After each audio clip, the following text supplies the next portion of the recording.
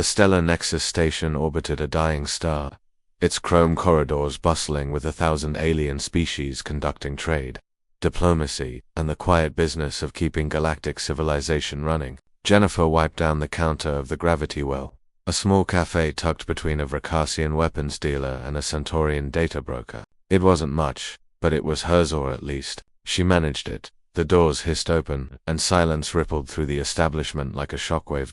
Jennifer looked up to see why her usually boisterous customers had gone quiet. A delegation entered, led by a massive figure whose scales shimmered like molten copper under the station's artificial lights. Draconians, she'd heard of them but never seen one up close. The Dragon King Carix himself, if the ornate battle armor and the entourage of warriors were any indication. Behind him walked a younger Draconian, smaller and slighter, with scales of deep emerald. Where Carix moved with purpose and power, this one, his son, Jennifer guessed, seemed to shrink into himself. The young Draconian's eyes darted nervously around the cafe, and his hands moved in quick, precise gestures that no one acknowledged. The delegation seated themselves at the largest table. Jennifer grabbed her datapad and approached, her heart hammering. Serving the Dragon King wasn't exactly in her job description, but her staff had conveniently disappeared into the kitchen. "Welcome to the gravity well," Jennifer said, her voice steadier than she felt. "What can I get for you?" Carix's amber eyes fixed on her with an intensity that could have melted steel. "Bring us your strongest Heron coffee, 6 cups, and whatever nutrients you stock for Draconian metabolism." Jennifer nodded and turned to leave when she noticed the young Draconian's hands moving again. She paused, recognition sparking in her mind. Those weren't random gestures, they were structured, deliberate.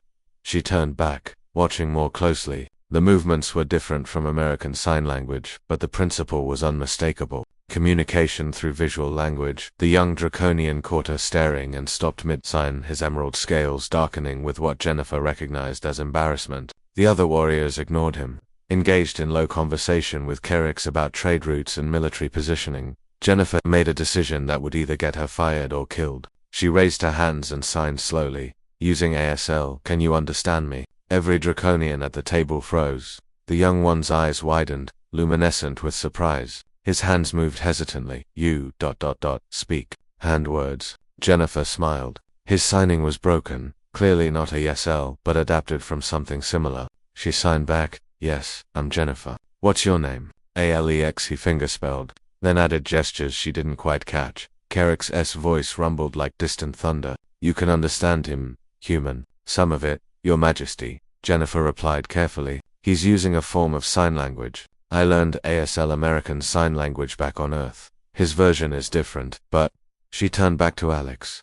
"Signing, why don't they understand you?" Alex's hands moved rapidly, and Jennifer caught fragments. Born silent. Voice broke, shame, burden, Her heart clenched. She turned to "Your Majesty, forgive my boldness, but has no one in your kingdom learned to communicate with Alex this way?" Carix's expression was unreadable. Draconians communicate through voice, through fire speech, through the resonance of our very scales. Alex was born without these abilities. Our scholars believe it is a defect, a punishment from the stars. They say he cannot communicate, cannot think properly, cannot. "That's not true," Jennifer interrupted, then immediately regretted her audacity. But she pressed on. "He's been communicating this whole time. You just haven't been listening with the right senses."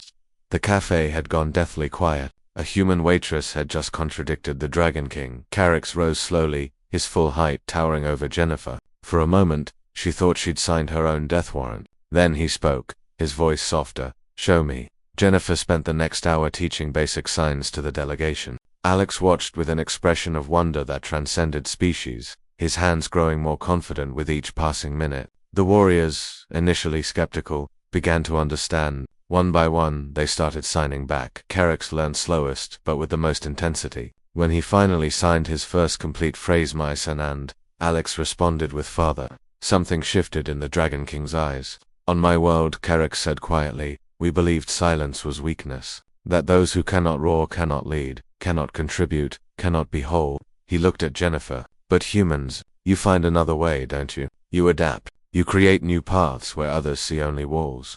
Jennifer shrugged. "We're not stronger than most species. We're not faster or tougher. But we're stubborn about connection. We don't give up on each other easily." Alex's hands moved, and this time Jennifer understood perfectly. Thank you, she signed back. You were never broken. The world just wasn't listening right. Carrax ordered his entire fleet to return to Draconis Prime, delaying diplomatic missions and trade negotiations. Within 3 months, sign language had been integrated into Draconian education. Alex became an ambassador, bridging worlds that had never considered communication could exist beyond sound.